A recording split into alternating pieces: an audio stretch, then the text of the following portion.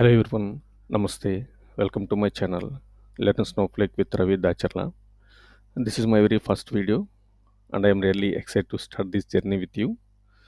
So, ఈ ఛానల్‌లో మనం డేటా ఇంజినీరింగ్ గురించి, అలాగే SQL, structured query language, Snowflake and Snowflake means cloud data warehousing and DBT data build tool. So, వీటి గురించి మనం తెలుసుకుందాం step by step. So, from basics to advanced concepts I will be explaining topic in a simple and clear way. I will try for that. Just like in a classroom. So మీరు కొత్తగా ఏమైనా నేర్చుకోవాలనుకుంటున్నా రీసెంట్గా positive అయ్యి jobs try చేస్తున్నా మార్కెట్లో different different technologies tools మనకి available ఉన్నాయండి. So వాటిలో స్నోఫ్లేక్ అనేది ఒకటి. Okay. So in today session we're discussing about the importance of data. So మనం రియల్ టైంలో చూసుకుంటే any IT industry there different different roles. మనం ఐటీలోకి వెళ్ళినప్పుడు మనకి అక్కడ చాలా రోల్స్ ఉంటాయి. Like data engineers, data analysts, data scientist and database administrators, ఇలాంటి పేర్లన్నీ మనకి వినిపిస్తుంటాయి అనమాట. అంటే బేస్డ్ ఆన్ రోల్స్ బట్టి. So almost every role in IT is interacts with data in some way. It means ప్రతి రోల్ అనేది మోస్ట్లీ డేటాని డీల్ చేసే దాని మీద వర్క్ చేయాల్సి వస్తుంది. So that's why understanding the basics of data is very important, right? So let's begin.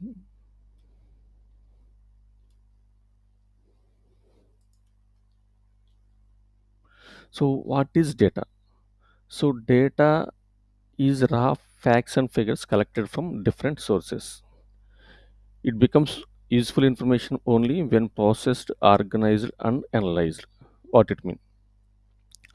So data అనేది మనకి నెంబర్స్ కావచ్చు, ఇమేజెస్ కావచ్చు, ఫిగర్స్ కావచ్చు, ట్రాన్సాక్షన్స్ కావచ్చు, ఎనీథింగ్ టెక్స్ట్ ఫార్మాట్ కావచ్చు, ఇవన్నీ మనం డేటా అంటాం.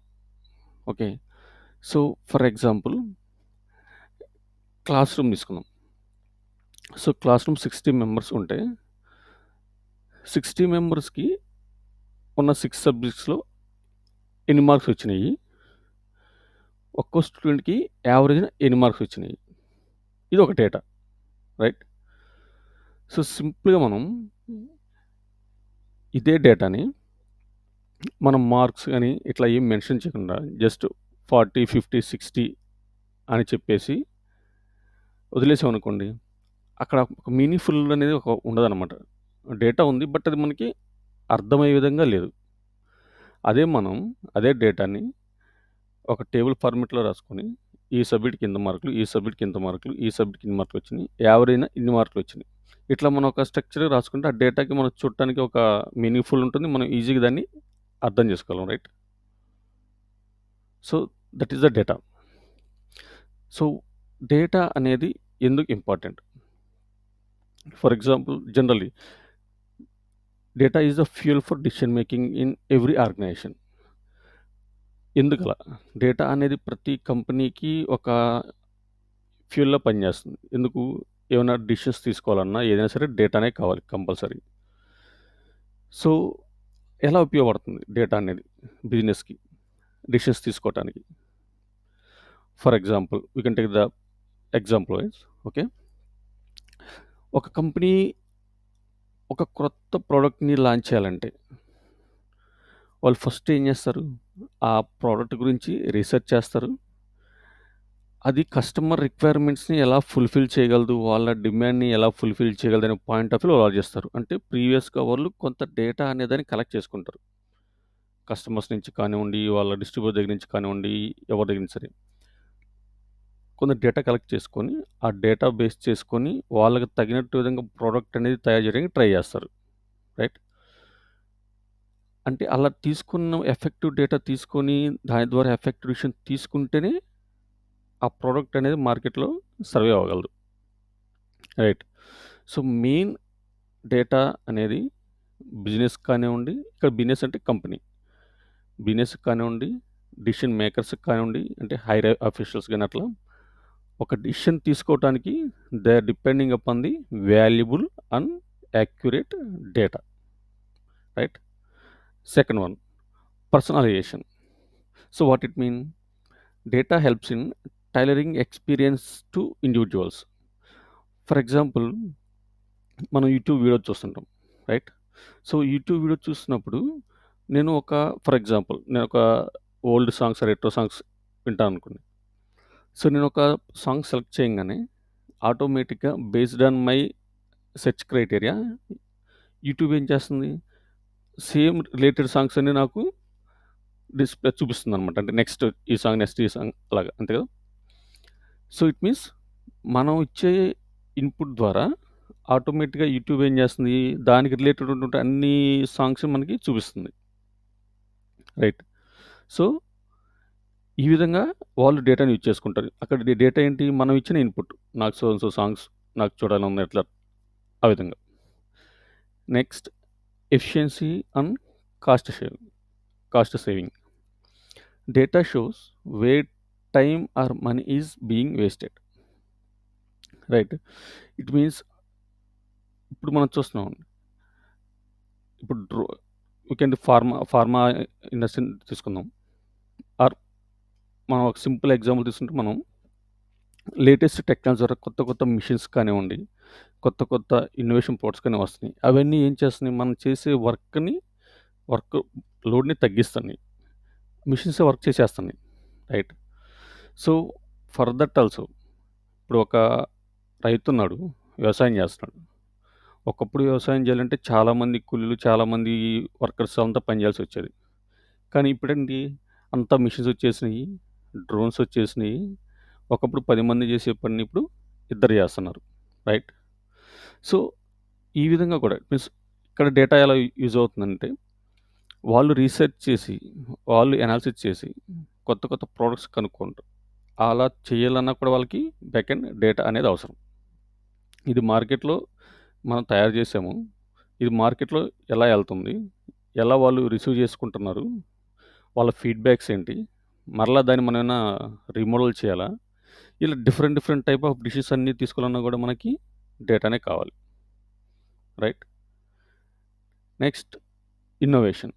సేమ్ మనం ముందు చెప్పుకున్నట్టు కొత్త కొత్త ప్రోడక్ట్‌లు లాంచ్ చేయాలన్నా, కొత్త సీరీసెస్ కానివ్వండి, ఏదైనా సరే చేయాలన్నా మనకి మనం డేటా మీదే రీసెర్చ్ చేసి based on the data only మనం దాన్ని decision తీసుకోగలం.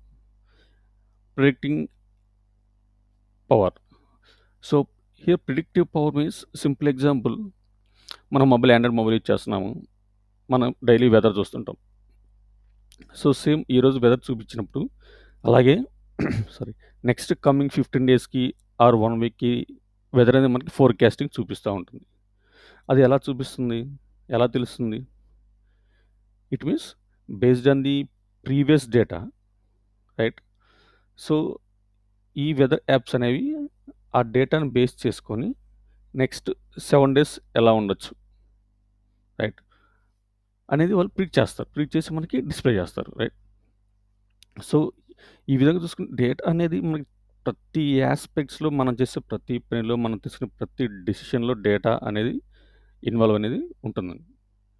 Okay. So, not only IT or okay. Anywhere మనకి డేటా అనేది చాలా ఇంపార్టెంట్. దాన్ని బేస్ చేసుకొని మనం కానివ్వండి, కంపెనీస్ కానివ్వండి, ఎవరైనా సరే ఒక ఎఫెక్టివ్ డిసిషన్స్ అనేవి తీసుకోగలరు. ఆ ఎఫెక్టివ్ డిసిషన్స్ తీసుకుంటే బిజినెస్ అనేది సక్సెస్‌ఫుల్‌గా రన్ చేయగలరు. అదే రాంగ్ డేటా తీసుకొని, రాంగ్ డిసిషన్స్ తీసుకుంటే ఆటోమేటిక్‌గా బిజినెస్ అనేది కొలాప్స్ అయిపోతుంది. Okay. So, this is data and data important. Okay. So, next we are talking about the industry wise. So, మనం ముందు చెప్పుకున్నట్టు ఐటీ ఇండస్ట్రీలో చాలా రోల్స్ ఉంటాయండి. మనం చేసే వర్క్‌ని బట్టి మనకి ఒక రోల్ అనేది పిలుస్తారు. So, for example data engineers అని ఉంటారు. డేటా ఇంజినీర్స్ అనేవాళ్ళు ఏందంటే, వాళ్ళు డేటా పైప్‌లైన్స్‌ని బిల్డ్ చేసి డేటాని మూవ్ చేస్తారు. ఇట్ మీన్స్ ఒక స్టేజ్ నుంచి లేదా ఒక స్టేజింగ్ ఏరియా దగ్గర నుంచి కొన్ని డేటా పైప్‌లైన్స్ క్రియేట్ చేసి, ఈ డేటా మొత్తాన్ని తీసుకెళ్ళి వాళ్ళు ఒక డేటా వేర్‌హౌస్‌లో స్టోర్ చేస్తారు. డేటా ఎనలిస్ట్స్ ఉంటారు. వాళ్ళు జనరల్‌గా రిపోర్ట్స్, విజువలైజేషన్ పార్ట్ వాళ్ళది వర్క్ చేస్తారనమాట. దాంట్లో మనం దాంట్లో డేటా అనలిస్ట్స్ వైడ్‌గా మనం విజువలైజేషన్స్‌కి మనం different different tools and technologies use చేస్తాము. అలాగే సేమ్ డేటా సైంటిస్ట్ ఉంటారు. డేటాబేస్ అడ్మినిస్ట్రేటర్స్ ఉంటారు.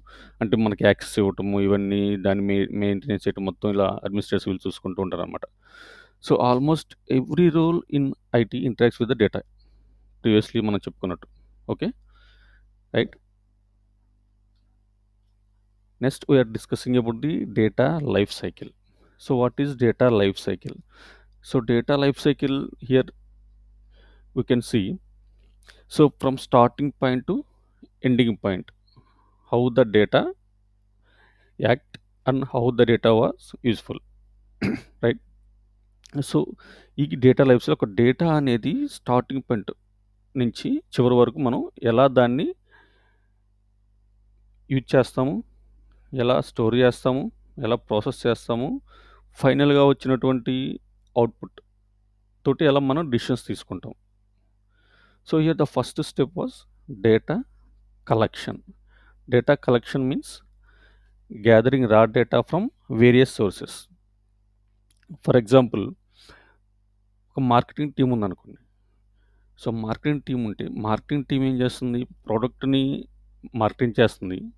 At the same time customers నుంచి ఫీడ్‌బ్యాక్స్ కలెక్ట్ చేస్తారు. రైట్? ఫీడ్‌బ్యాక్స్ కలెక్ట్ చేసుకుంటారు. నేను సింపుల్ ఎగ్జాంపుల్ చెప్తున్నా. అంటే ఈ ప్రోడక్ట్ ఎలా ఉంది? మీరు వాడండి. లేదా ఫ్రీగా ఇస్తాం. మీరు వాడి మాకు చెప్పండి ఎలా ఉందో. దాని ప్రకారం వాళ్ళు కొంత ఫీడ్‌బ్యాక్ తీసుకుంటారు. హ్మ్. అలాగే ఫార్మా గానివ్వండి, ఏ సెక్టర్ తీసుకున్నా సరే వాళ్ళు డిఫరెంట్ టైప్స్‌లో డేటా అనేది కలెక్ట్ చేస్తారు. అలాగే మనకి ఐటీకొచ్చేసరికి డేటా అనేది డిఫరెంట్ ఫార్మ్‌లో కంపెనీస్ కలెక్ట్ చేస్తాయి. Based on domain. Okay. We can discuss later. Like ఇక్కడ డేటా మనకి ఎలా వస్తదంటే ఫైల్స్ రూపంలో వస్తది. Right? So, like flat files, CSV files, JSON files, like database, SQL, Teradata, right? SAP, Salesforce. There are different types of sources is there.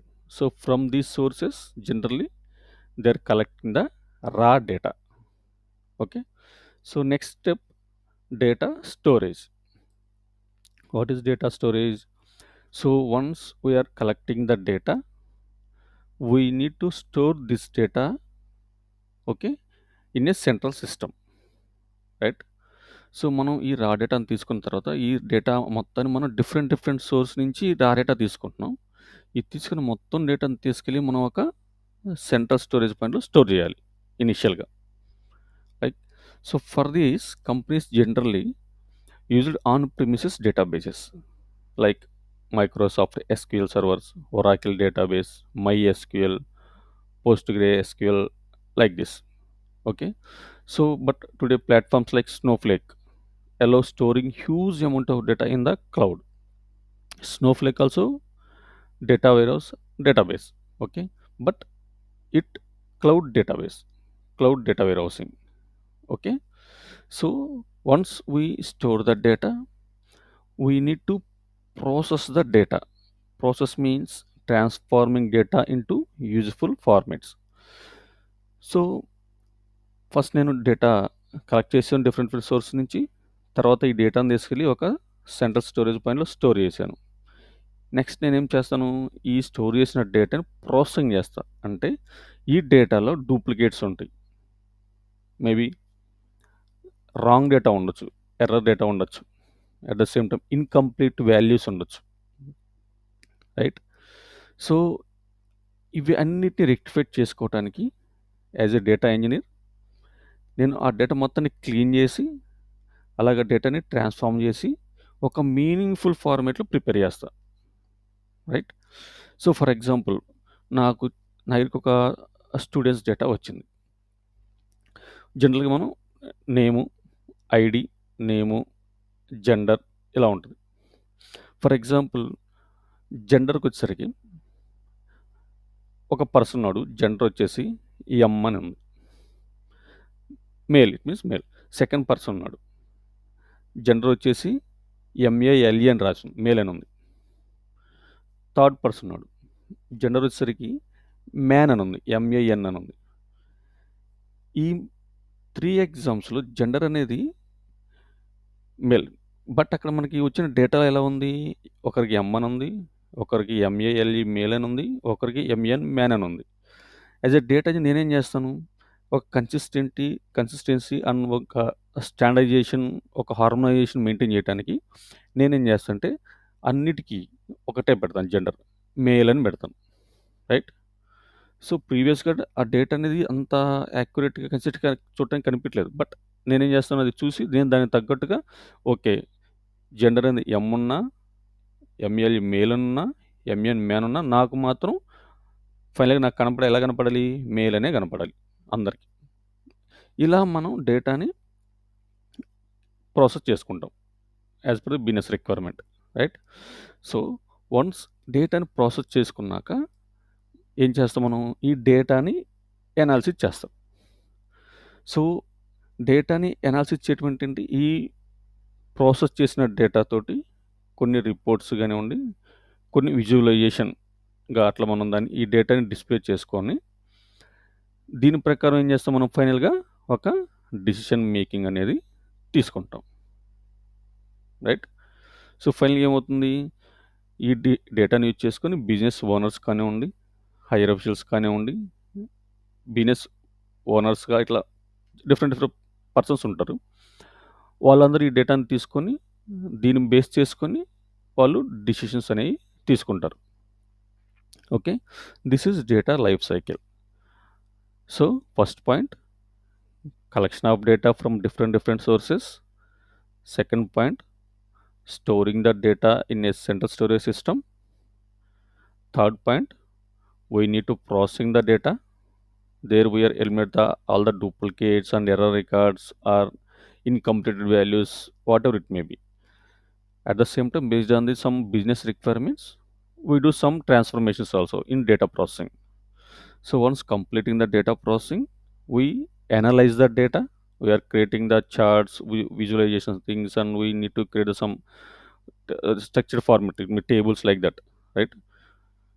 So based on this, business owners making the decisions. Okay, this is the data life cycle. Next, మనం ఇక్కడ next major sectors or domains. So, మనం ఐటీలో ఒక project మనం చేస్తున్నామంటే first మనకి domain ఉంటుంది. In general it means ఏ ప్రాజెక్ట్ చేస్తున్నారు? బ్యాంకింగ్ ప్రాజెక్టా? ఇన్సూరెన్స్ ప్రాజెక్టా? ఫైనాన్స్ ప్రాజెక్టా? Health care project? సో, ఇట్లా డిఫరెంట్ డొమైన్స్ ఉంటాయన్నమాట.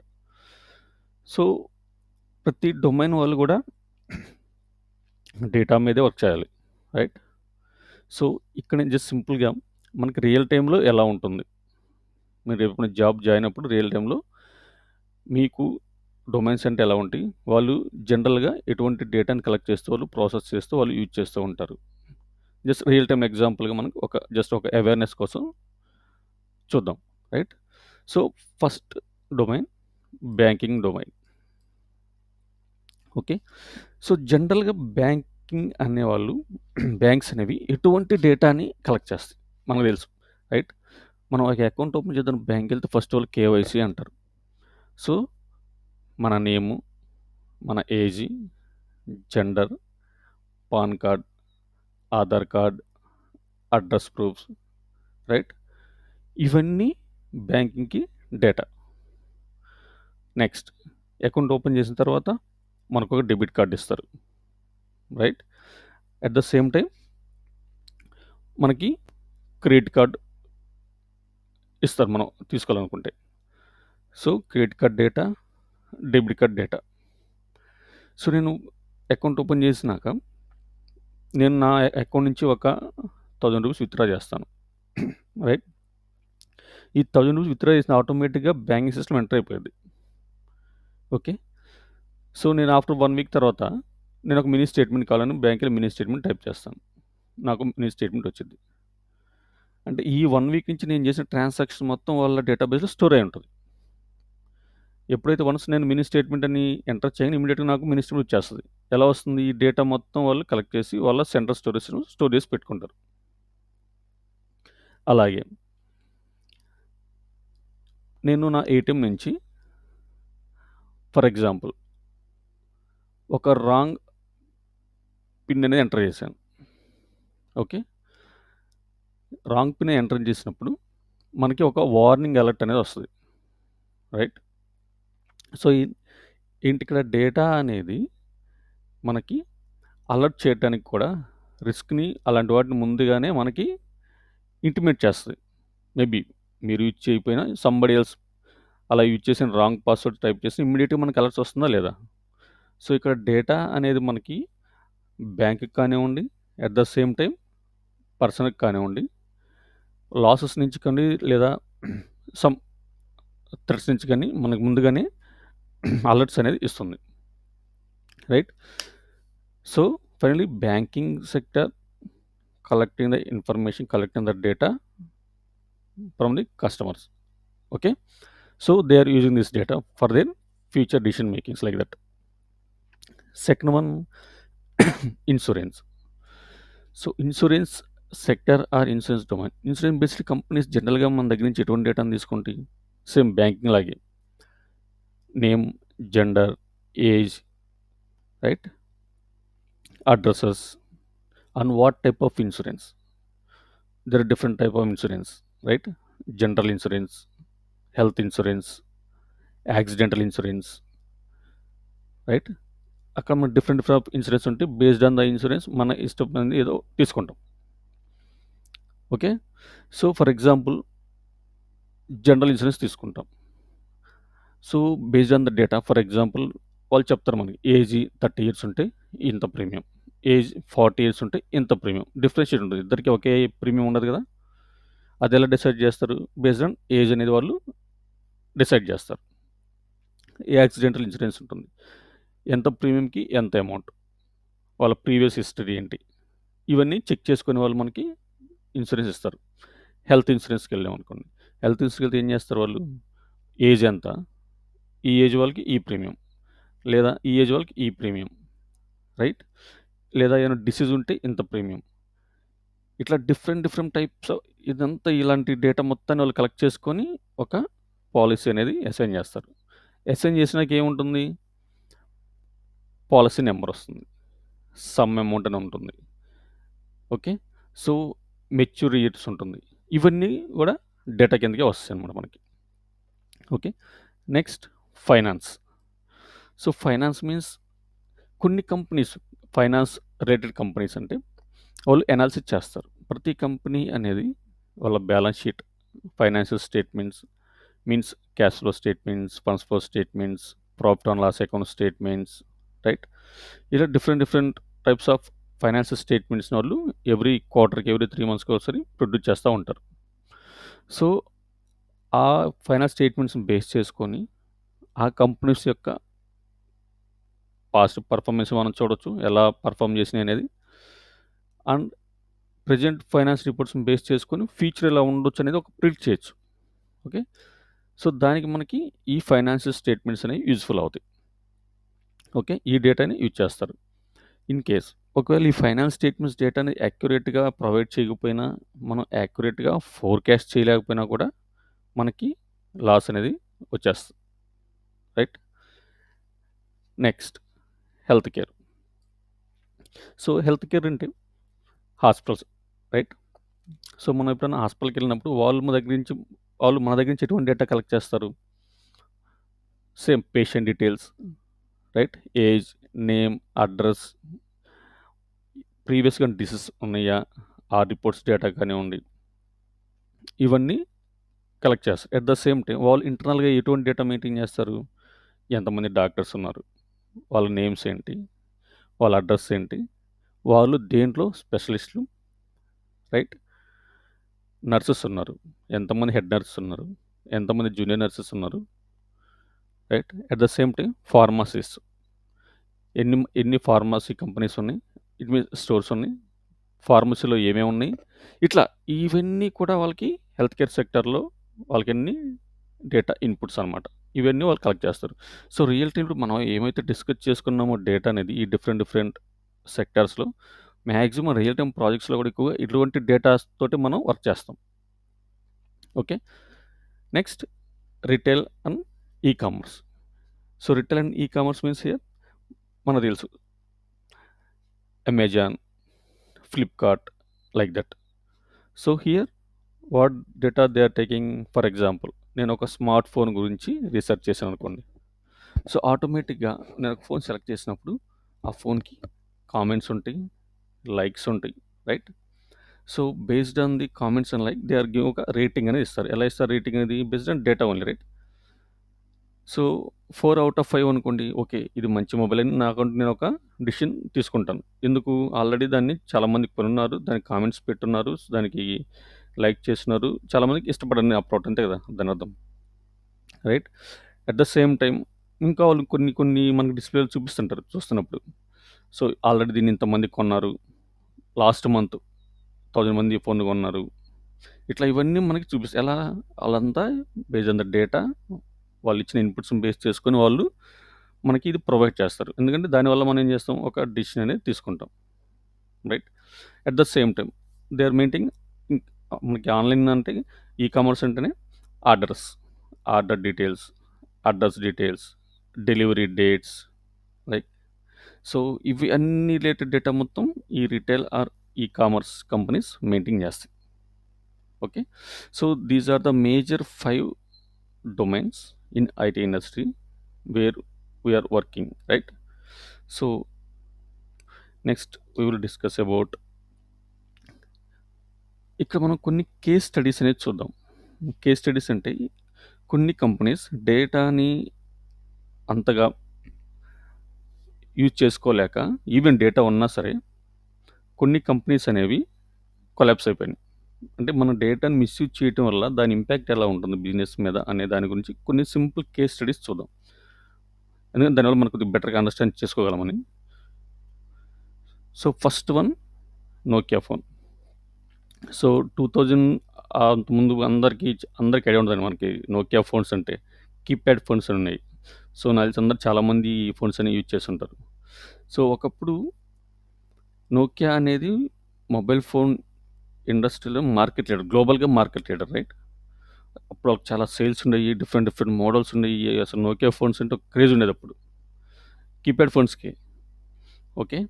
సో, వాళ్ళ దగ్గర పెద్ద అంటే వరల్డ్ వైడ్‌గా వాళ్ళే గ్లోబల్ లీడర్ కాబట్టి వాళ్ళ దగ్గర మొత్తం కస్టమర్స్ కానివ్వండి, సేల్స్ కానివ్వండి అసలంతా ఒక ఇదిగా ఉండేది.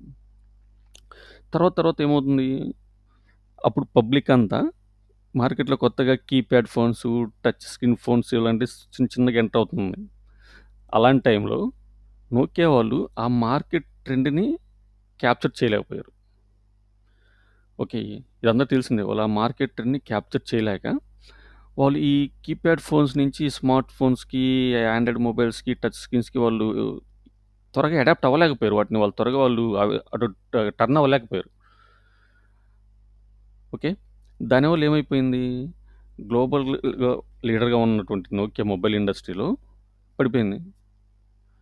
రైట్?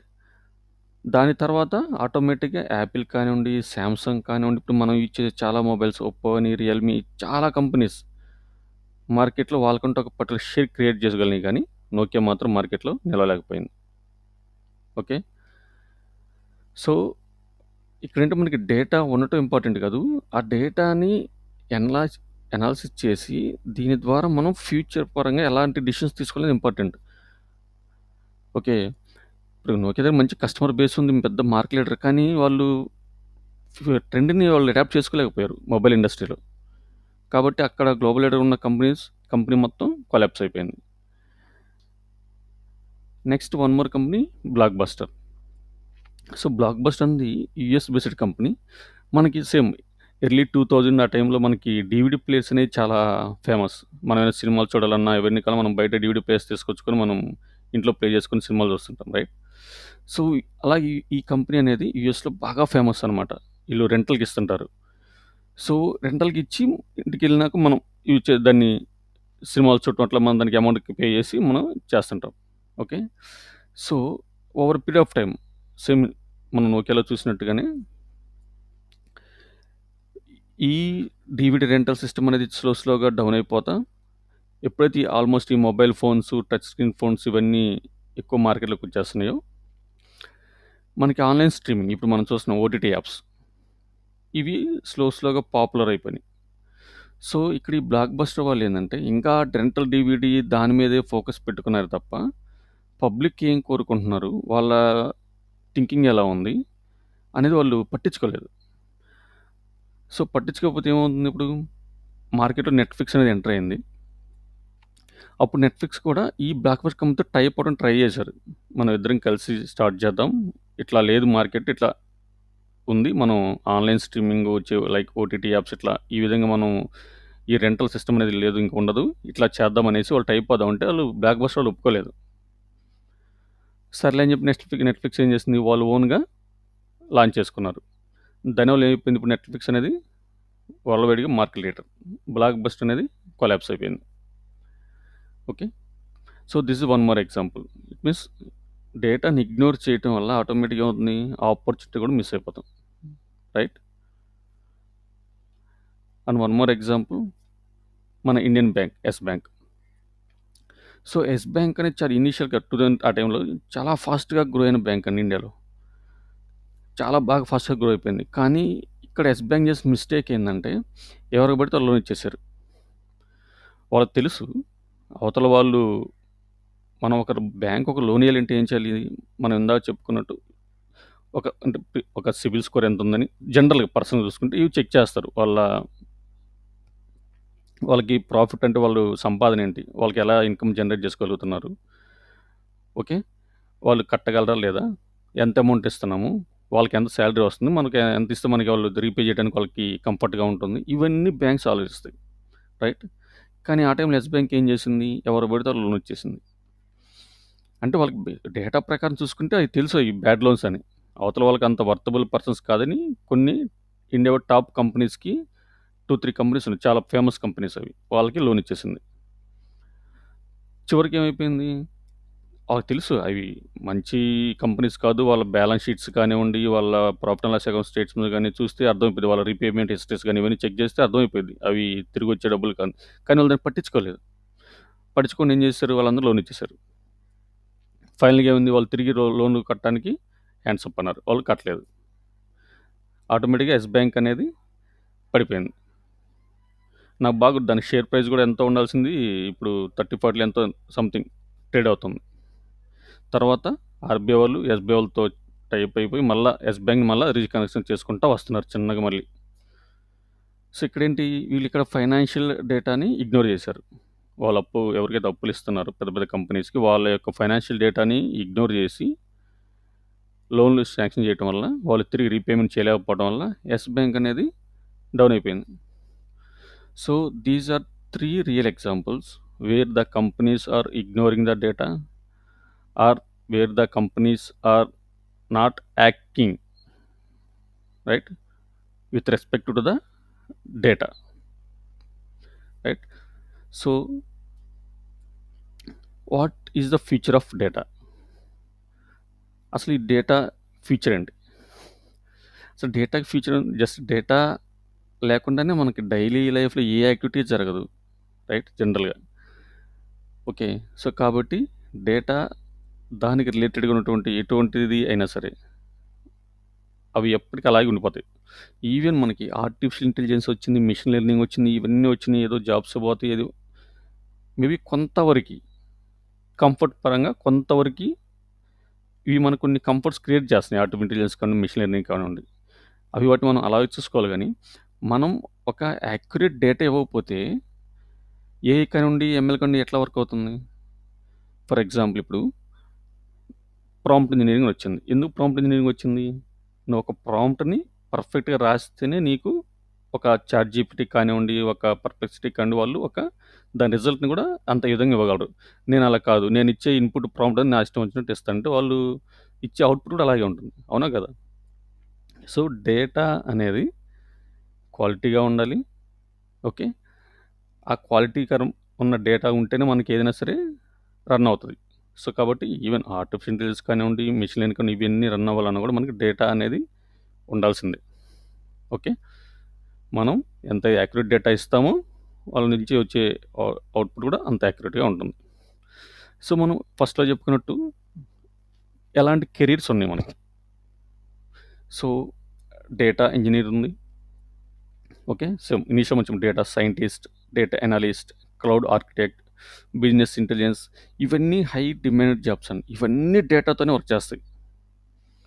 మేబీ అంటే వాళ్ళు డిఫరెంట్ డిఫరెంట్ టూల్స్ యూజ్ చేసుకోవచ్చు, టెక్నాలజీ యూజ్ చేసుకోవచ్చు. బట్ ఆల్మోస్ట్ అన్నీ గూడా వాళ్ళ మెయిన్ చివరికొచ్చేసరికి మొత్తం ఏం చేయాలి? ఒక ప్రాపర్‌గా యాక్యురేట్ డేటాని ప్రొవైడ్ చేయాలి. సో, దానికి కూడా డిఫరెంట్ డిఫరెంట్ టూల్స్ యూజ్ చేయొచ్చు. లైక్ మనం ఇక్కడ స్నోఫ్లేక్ అని చెప్పుకుంటున్నాం. Snowflake cloud data warehousing, cloud database. Okay. ఇంకోళ్ళు ఇంకో యూజ్ చేస్తారు. బట్ ద ప్రాసెస్ కానివ్వండి, బ్యాక్ ఎండ్ ఓవరాల్ స్ట్రక్చర్ కానివ్వండి అన్నిటికి సేమే ఉంటది. రైట్. బట్ వాళ్ళు యూజ్ చేసే టూల్స్ అండ్ టెక్నిక్స్ మారచ్చు అంతే. ఒక్కో కంపెనీ ఒక్కలాగా పెట్టుకుంటది. నేనున్నాను. ఫర్ ఎగ్జాంపుల్ ఈటెల్ అని ఉంటుంది మనకోటి. ఈటెల్ టూల్ అంటాం. Extraction, transformation and load. ఇందాక మనం డేటా ప్రాసెసింగ్ అని చెప్పాం కదా! ఆ ఏరియాలో యూజ్ చేస్తారు జనరల్‌గా. నేను ఇన్ఫర్మేటిక్‌గా యూజ్ చేసుకుంటాను. వేరే కంపెనీ వచ్చేసి మెటీరియల్ యూజ్ చేస్తది. రైట్. వేరే కంపెనీ వచ్చేసి గ్లూ యూజ్ చేయొచ్చు. బట్ ఇవి అన్నీ చేసే వర్క్ మాత్రం ఒకటే. Okay. So, this is the overall about the data and it's important. అయితే మీకు అర్థమైంది అనుకుంటున్నాను. సో, ఇది నా ఫస్ట్ వీడియో కాబట్టి ఏమన్నా మిస్టేక్స్ ఉన్నా, ఏమన్నా ఉన్నా కొద్దిగా అడ్జస్ట్ అవ్వండి. ఏమన్నా మీకు ఏమైనా సజెషన్స్ ఉంటే నాకు కామెంట్‌లలో పెట్టండి. నేను దాన్ని కంపల్సరీ ఫాలో అవుతాను. ఓకే. సో, మీరు కొత్తగా బీటెక్ పాస్ అయినా, జాబ్స్ కోసం ట్రై చేస్తున్నా, అలాగే ఎవరైనా కొత్తగా మార్కెట్‌లోకి ఎంటర్ అయిన వాళ్ళు కానివ్వండి, లేదా ఫైనల్ ఇయర్స్ చదువుతున్న వాళ్ళు కానివ్వండి, మీరు మీ టైంని వేస్ట్ చేసుకోకుండా ఇదని కాదండి ఏదైనా సరే 1 ఆర్ 2 టూల్స్ ఆర్ టెక్నిక్స్ నేర్చుకోండి. మీరు మార్కెట్‌లోకి బయటకు వచ్చేలోపే నేర్చుకొనొస్తే మీ రెజ్యూమ్‌కి ఒక వాల్యూ ఉంటది. మీరు జస్ట్ నేను ఫ్రెషర్‌ని అని ఫ్రెషర్ రెజ్యూమ్ అని పెడితే కన్నా కూడా మీరే యెస్ మేమిది నేర్చుకున్నాం. వాళ్ళు ఫ్రెషర్‌గానే ఇస్తారు. బట్ మాకిదొచ్చు. అప్పుడు వాళ్ళేంటి మళ్ళా హైర్ చేసుకొని కొత్తగా ఈళ్ళకి నేర్పించే కన్నా కొద్దిగా తెలిసిన వాళ్ళు తీసుకుంటే ఇంకా వాళ్ళకి ఇంకా బెటర్‌గా ఉంటది గదా! కాబట్టి అలా మీరు ప్లాన్ జేసుకోండి. Right. So, in coming videos we are discussing about the data warehousing, SQL and Snowflake. Okay. So, చాలా సింపుల్‌గా చెప్పుకోవడానికి ట్రై చేద్దాం. మీరు గనక కెరీర్స్ పరంగా మీరు ముందుకెళ్ళాలనుకున్నా లేదా అంటే కెరీర్ పరంగా హైక్స్ కానివ్వండి, లేదా ప్రమోషన్స్ కానివ్వండి, లేదా కొత్త స్కిల్ ఏదైనా మీకు రెజ్యూమ్‌కి యాడ్ చేసుకుందాం అనుకుంటున్నా, ఇన్ కేస్ మీరు ఈ డేటా ఇంజినీరింగ్ ఇటు సైడ్ గనక మీరు లేనట్లయితే, మీరు కంపల్సరీ ఈ ఛానెల్ ఫాలో అవ్వండి. మీకు డెఫినిట్‌గా మంచి కంటెంట్ అది క్రియేట్ చేయడానికి ఈజీ వేలో చెప్పడానికి మనకు తెలుగులోనే చెప్పుకోవడానికి ట్రై చేద్దాం ఫస్ట్ మొత్తం మోస్ట్‌లీ. ఓకే. ఇనీషియల్‌గా ఎందుకంటే కొత్తగా పాస్ ఔట్ అయిన వాళ్ళకి కానివ్వండి, ఒక 1 ఆర్ 2, 3 ఇయర్స్ ఎక్స్‌పీరియన్స్ ఉన్న వాళ్ళకి కానివ్వండి, కొద్దిగా ఈజీగా ఉండటానికి మనం ఇట్లా ఈజీ వేలోనే చెప్పుకుందాం. ఓకే. సో, వన్స్ అగైన్ అందరికీ థ్యాంక్ యూ అండి. Thank you for your watching use thank you for your time. ఈ వీడియోని వాచ్ చేసినందుకు. So, thank you.